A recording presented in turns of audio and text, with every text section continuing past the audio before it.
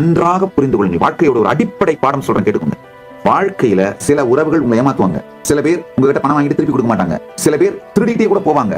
இந்த மாதிரி நிகழ்வுகள்லாம் நடக்கும். ஆனா don't shrink in the name of security, expand for life. என்னை எத்தனை பேர் முதுகில் குத்தினார்களோ அதை விட அதிகமாக நீங்கள் முதுகில் குத்தப்பட்டிருக்க மாட்டீங்கயா. எனக்கு இழைக்கப்பட்ட துரோகங்களை விட அதிகமாக உங்களுக்கு துரோகங்கள் நிகழ்ந்து விட்டு இருக்காது, என்னால் உறுதியா சொல்ல முடியும். ஆனாலும் மனிதர்களை நம்புவதிலிருந்தும், உறவுகளை உருவாக்குவதிலிருந்தும், உறவுகளின் மீது ஸ்ரத்தையோடு இருப்பதிலிருந்தும் நான் பின்வாங்கியதே கிடையாது.